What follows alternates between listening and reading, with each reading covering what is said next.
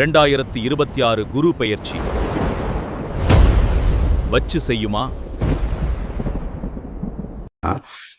குரு அப்படிங்கிறது வந்து ஃபைனான்ஸ், நான் ஏற்கனவே சொன்ன வேர்ல்டு ஃபினான்ஸ், அந்த மாதிரி விஷயங்கள், தானியங்கள், உணவு சம்மந்தப்பட்டது, அந்த மாதிரி மோஸ்ட் ஆஃப் தி விஷயங்கள் வந்துட்டு குருவோட விஷயத்துக்கு கீழே தான் வரக்கூடியது. கேதுவோட விஷயம் என்னென்னு பார்த்தீங்கன்னா, இது வந்து கிரகணத்தை தான் குறிக்கக்கூடிய ஒரு விஷயம். அதாவது இவர் சூரியனை விழுங்குவார், சந்திரனை விழுங்குவார். சூரிய கிரகணத்தன்னைக்கு நிழல் போய் நம்ம சூரியனை சாப்பிட்ற மாதிரி வர்றது நம்மளோட ஸ்டோரிஸில் சொல்லியிருக்காங்க இல்லையா. சந்திர கிரகணம்னா போய் நிலாவையே அது முழுங்கிரும் அப்படிங்கிறது. அதாவது வெளிச்சத்தை மறைக்கக்கூடியது. அது அவங்களுடைய ஒரிஜினாலிட்டி பவர் கொடுக்குறாங்க அப்படின்னா அந்த பவரை இது முழுசாக மறைச்சிரும் அப்படிங்கிறது தான் காட்டுது. அப்போது ஜூபிட்டர் அதை செய்யக்கூடிய பலன்களை கேது வந்துட்டு மறைக்கும் அப்படிங்கிறது தான் வந்துட்டு நம்ம இங்கே வந்து நோட் பண்ணி பார்க்க வேண்டிய ஒரு விஷயம். அப்போ குரு வந்துட்டு இந்த விஷயத்துல வந்து பலம் இழக்கலாம், ஓகேங்களா. ஏன்னா குரு வந்துட்டு சுபகிரகம்னு நம்ம சொல்கிறோம், பாவகிரகம் தான் வந்து ராகு கேது சொல்கிறோம். இந்த கேதுவும் ஒரு சுபகிரகமும் மீட் பண்ணுறது வந்துட்டு it's not an friendship like thing, it is an opposition like thing. சரிங்களா. இந்த மாதிரி ஒரு அப்போசிஷன் வந்து கண்டிப்பாக வந்து இஷ்யூஸை மேக் பண்ணுறதுக்கான வாய்ப்புகள் ரொம்பவுமே ஜாஸ்தி.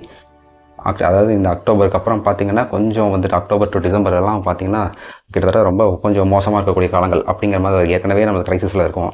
இனி இது இன்னும் இம்பேக்ட் பண்ணலாம் அப்படின்னு இந்த விஷயங்கள் வந்துட்டு நமக்கு முன்னிறுத்தி காட்டுது.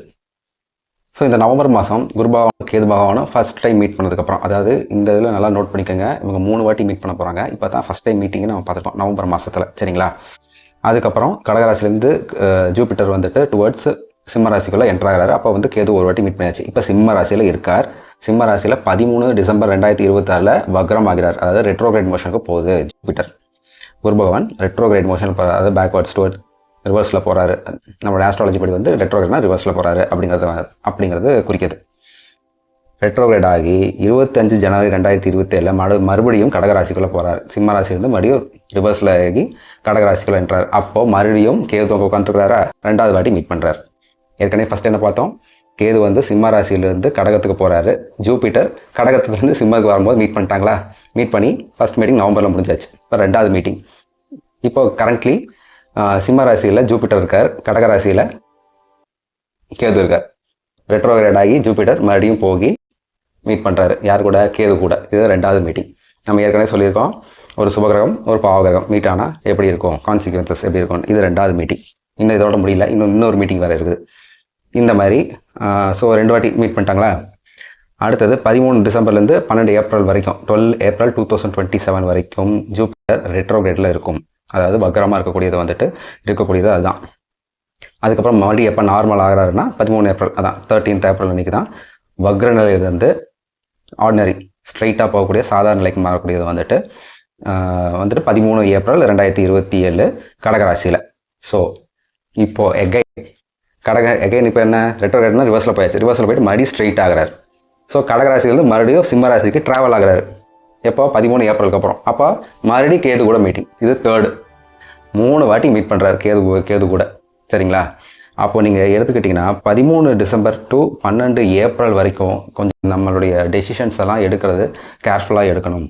அவசரப்பட்டு முடிவுகளோ எதுவும் எடுக்காமல் இருக்கணும். கொஞ்சம் யோசித்து எடுக்கணும். ஏன்னா இது எதனாலன்னா, நம்ம இது எல்லாமே விஷயங்கள் வந்துட்டு ஃபினான்ஸ் சம்மந்தப்பட்ட விஷயங்களை எடுக்கிறதெல்லாம் வந்துட்டு ரொம்ப கேர்ஃபுல்லாக எடுக்கணும் அப்படிங்கிறது தான் வந்துட்டு இந்த இது காட்டுது. ஸோ டேட்ஸ் நல்லா நோட் பண்ணிக்கோங்க. 13 டிசம்பர்லேருந்து 12 ஏப்ரல் வரைக்கும் வந்துட்டு நம்ம கொஞ்சம் ஜாக்கிரதையாக இருக்கிறது நல்லது. ஸோ இப்போ நம்ம ரெட்ரோகிரேட்லேருந்து நம்ம நார்மல் பொசிஷனுக்கு ஆயிடுச்சு. 13 ஏப்ரலுக்கு வந்துட்டு கடகராசிக்கு மறுபடியும் வந்தாச்சு. இப்போ 3rd டைம் மீட் பண்ணியாச்சு கேது கூட. அகைன் வந்துட்டு இதை வச்சு ஜூபிட்டர் குரு கிரகம் வந்துட்டு நம்ம எதுக்கெல்லாம் வந்துட்டு பெயர் போனது அப்படின்னா, lord of finance, lord of food production, lord of stability, lord of peace, lord of wisdom, இந்த மாதிரி எல்லா விஷயங்களுக்கும் வந்துட்டு முன்னிறுத்தக்கூடியது இதுதான்.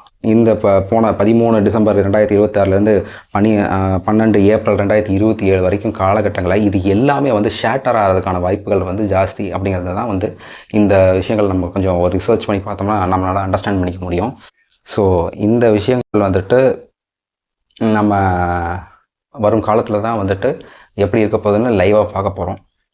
ஸோ லெட்டஸ் சி எந்த மாதிரி இருக்குது அப்படிங்கிறத பார்ப்போம். நம்ம என்றைக்குமே இந்த விஷயங்களெல்லாம் ரொம்ப கேர்ஃபுல்லாக இருந்துக்கணும். நான் லிஸ்ட் அவுட் பண்ண இந்த விஷயங்களெல்லாம் ரொம்ப கேர்ஃபுல்லாக இருக்கணும் அப்படிங்கிறது தான். ஏன்னா already we are in a crisis, as already told, in war, petrol, LPG, then super El Nino, வெயிலின் தாக்கம் அதிகமாக இருக்கு இல்லைங்களா. இங்கே மட்டும் இல்லை, குளோபலி தான். குளோபலி இந்த வெயிலின் தாக்கம் வந்துட்டு எல்னினோ நீங்கள் நெட்டில் கொடுத்து பார்த்தீங்கன்னா தெரியும். எல்னினோனா என்ன, சூப்பர் எல்னினோனா என்னென்ன, வெப்பத்தின் தாக்கம் அதிகமாக இருக்கும். அந்த இதனால் வெப்பம் அதிகமானதுனால கடலில் வந்துட்டு சைக்ளோன்ஸ் ஃபார்ம் ஆகிறது, ஹரிக்கன்ஸ் ஃபார்ம் ஆகிறது, இதுக்கான வாய்ப்புகளும் ரொம்ப ஜாஸ்தி. ஸோ இதெல்லாம் ஷேட்டர் ஆகிறதுக்கான வாய்ப்புகள் ஜாஸ்தி. ஏன்னா நவம்பர் டிசம்பரில் தான் நம்மளுக்கு அதிகமாக நார்த் ஈஸ்ட் மான்சூன், அதனால் வந்துட்டு புயல் வரும் இல்லைங்களா. அந்த டைமில் நிறைய வெள்ளப்பெருக்கு அந்த மாதிரி ஏற்படுது இல்லைங்களா. அந்த மாதிரி விஷயங்கள் இருப்பதற்கும் வாய்ப்பு இருக்குது அப்படிங்கிறது தான் வந்துட்டு இந்த இது காட்டுது. So let us wait and see. ஸோ இந்த மாதிரி பிரச்சனைகள்லாம் எப்போ வந்து அகைன் முடிவுக்கு வரும் அப்படின்னா, அடுத்தது வந்து குரு டிரான்சிஷன் நடக்கிறது தான். அது பார்த்திங்கன்னா 1 மே 2027 அடுத்த வருஷம் தான் கடகராசியிலேருந்து பூரணமாக சிம்மராசிக்குள்ளே ஃபுல்லாக வர்றது தான். இடையில சிம்மராசிக்கு வராரு, அது ரெட்ரோகேட் மோஷனில் தான் வராரு. ரொம்ப டெம்பரவரியாக தான் அந்த பீரியடில் இருக்க போகிறாரு. அதுவும் ரொம்ப மோசமான நிலைமையில தான் வர போகிறாரு. ஏன்னா கேது கூட மீட்டிங் அந்த மாதிரி 3 வாட்டி மீட் பண்ணுறாரு. இந்த மாதிரி விஷயம்லாம் பார்க்கும்போது ஸோ அந்த பீரியட் ஆஃப் டைம் வந்துட்டு கொஞ்சம் மோசமாக தான் இருக்குது. அப்போ 13 டிசம்பர்லேருந்து 12 ஏப்ரல் வரைக்கும் கொஞ்சம் மோசமாக தான் இருக்குது. ஸோ அகைன் இப்போ வந்துட்டு இந்த ப்ராப்ளமாக கொஞ்சம் செட்டில் ஆகும் அப்படின்னு பார்த்தீங்கன்னா 1 மே 2027 அதாவது அடுத்த குரு பயிற்சி பூர்ணமாக கடகராசியிலேருந்து சிம்ம ராசிக்கு மாறும்போது அப்படிங்கிறத தான் வந்துட்டு குறிக்குது. ஸோ நம்ம கொஞ்சம் இந்த வருஷம் கடைசியிலிருந்து கொஞ்சம் கேர்ஃபுல்லாக இருந்துக்கலாம். ஏதோ ப்ரிகாஷியஸாக இருக்கிறது ரொம்ப நல்லது. அடுத்த குரு பயிற்சி வரைக்கும் கொஞ்சம் பொறுமையாக போகும். 1 மே 2027 அடுத்த டிரான்சிஷன் அந்த சிம்மராசிக்குள்ள பூர்ணமாக வரும்போது அதுக்கான பலன்களையும் மற்ற விஷயங்களும் வந்துட்டு நம்ம அடுத்த இதில் பார்ப்போம்.